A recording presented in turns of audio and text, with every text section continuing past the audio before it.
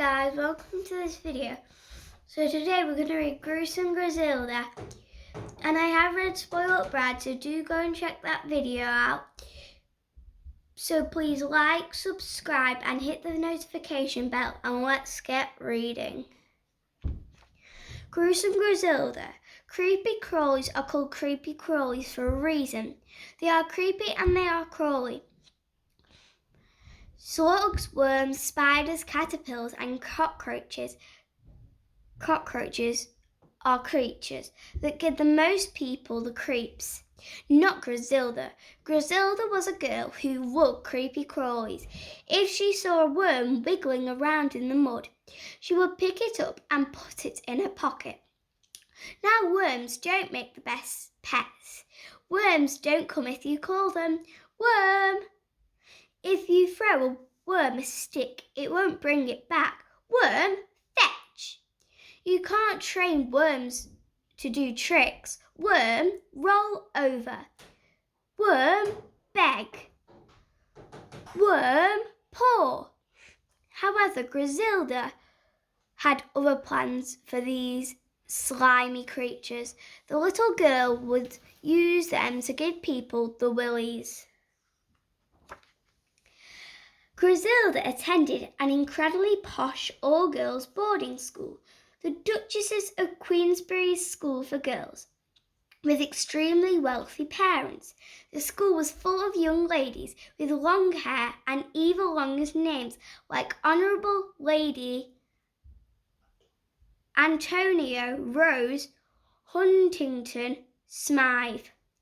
They were all more perfect than perfect, with their perfect skin and perfect teeth and perfect nails. In their spare time, the girls liked to press wild flowers, embroider lace handkerchiefs and decorate fairy cakes. Griselda delighted in being the odd one out. The little girl never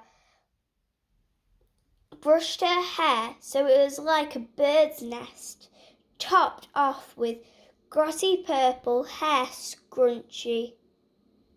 She loved having black grime under her fingernails, and most of all, Griselda was proud to be more than a little pongy.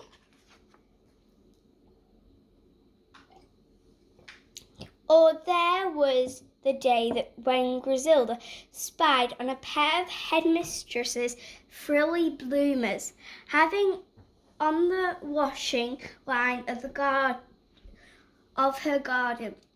Griselda picked up the two longest, tickliest caterpillars she could find and then hid them in the ladies' knickers. That morning in assembly, as Miss Fragrant was leading the entire school in prayers, the headmistress found herself unable to keep still. Her bottom had never felt so itchy. Ah! So the schoolgirls looked at the lady aghast as the usually proper Miss Fragrant wriggled and hopped around the stage, yelping like a little dog. Yap, yap, yap!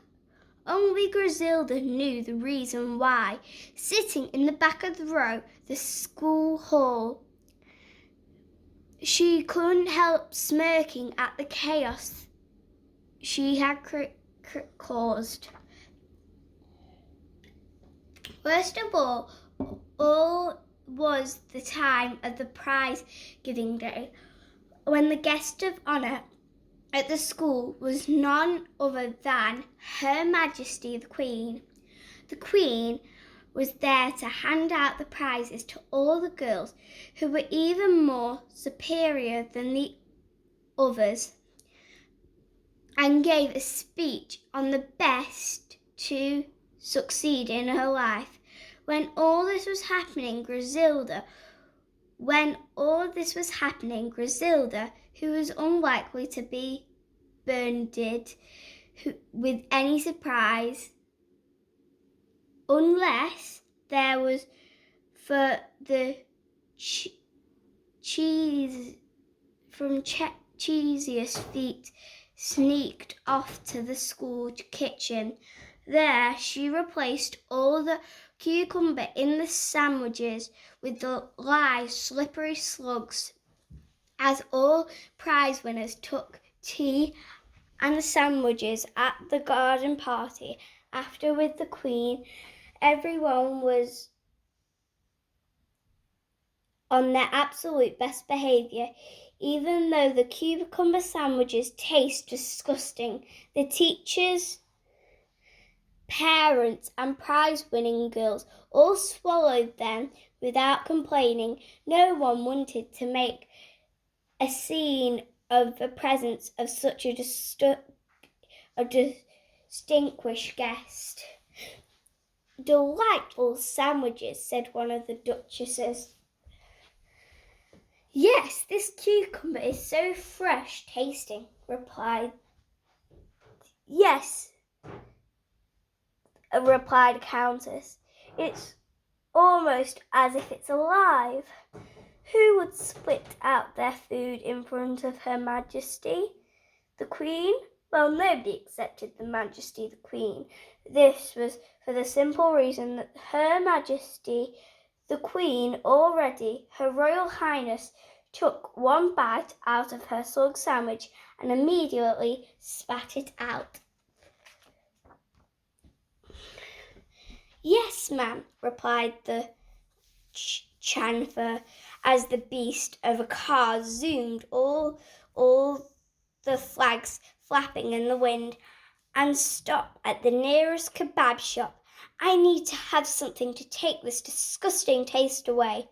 The Queen barked, desperately trying to rub the slug juice off her tongue, and with a lace handkerchief.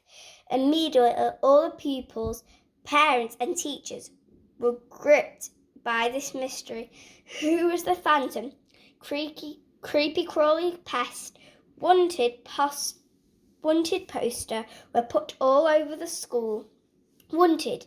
Do you know who put leeches in the head girl's bed, hid caterpillars in the headmistress' undergarments, and put unspeakable creature in otherwise delicious sandwiches served Her Majesty the Queen on prize-giving day?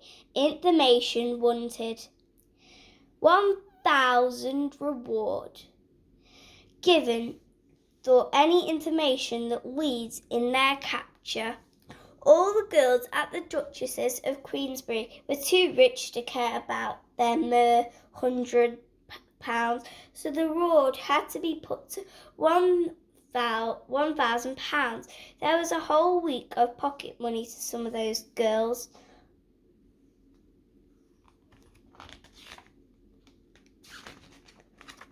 Still, there were more attacks. A toilet bowl in the staff room was filled with cockroaches.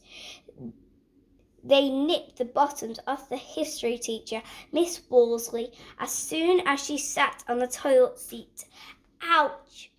A huge hairy spider gave the art teacher, Miss Hockney, the shock of her life when she was put in her box of brooches, and the lady tried to pin it to her chest. Ah! And the school matron, when was poured herself in a large tumbler of whiskey at the end of the day, only to find the bottle was full of live maggots. No!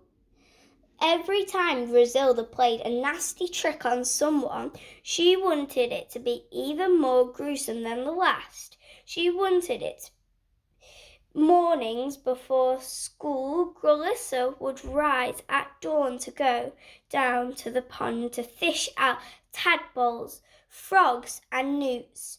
Lunchtime were spent foraging in the grounds for beetles, centipedes and woodlice. In the dead of night, Griselda would sneak out of her bed to dig up the school playing field for worms. Each night She would put 100 of the wigless ones in a wheelbarrow and take them back to her dormitory. All the creatures would be stored in a huge trunk under the girl's bed. It was a treasure trove of yuck. Soon the trunk was whirling, a mass of creepy crawlies. Griselda would laugh to herself as she poured her latest finds. Ha, ha, ha! When she finally slipped into bed after her foraging expeditions, Griselda would dream up her next nightmare. The bigger, the badder, the better. From out of the darkest corner of her mind crawled the nastiest of thoughts. Could Griselda use all these creatures at once? That way she could create the most gruesome trick of all time. This would be her masterpiece. It was a gruesome plan, even by Griselda's standards. The little girl decided she would fill the headmistress' bath from top to bottom with creepy crawlies. Miss Fragment always lectured Griselda about having a jolly good soak and would often frapperize to her pupils in assembly of the joys of bath times. Not just the body, but most importantly, the mind, she would say. As soon as it went dark, Griselda dragged her heavy trunk into the headmistress' cottage. She climbed into the house through an open window and found the bathroom. The bath was already full of hot water, and the sweet smell of lavender oil hung in the air. It was the smell that made Griselda feel sick. Yuck! The lights in the bathroom were dimmed and candles were placed around the bath. The girl pulled the plug and drained the bath of water in the next room.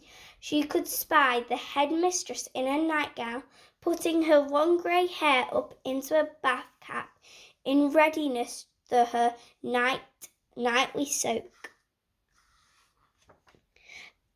Next, the gruesome girl put the plug back in and poured the creepy crawlies from her trunk into the bath. She filled it to the brim. It was a terrifying sight. All those creepy crawlies over in each corner. It was a sea of horrors. Griselda stood back and admired her work.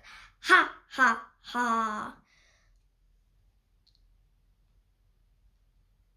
She sniggered to herself at the wicked picture she had painted in her mind of Miss Fragment unwittingly slipping into the bath. However, the little girl was lost in thought. The headmistress swung open the bathroom door. Bang! The door knocked Griselda clean over and she toppled head first into the bath. Ah! In seconds, the creepy crawlies covered and they devoured her instantly, and the headmistress desperately tried to pull Griselda out of the bath. Griselda! Griselda! But there was nothing left of the girl, save for half-eaten purple hair scrunchie. In a way, Griselda had been right. Baths were not for her. If she had lived, the girl would have learned an important lesson. Never play tricks on people you wouldn't want played on you. Well, that's it, guys.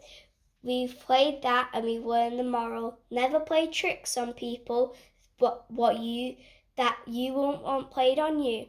So please subscribe, like, hit that notification bell, and have a good day or night. So goodbye.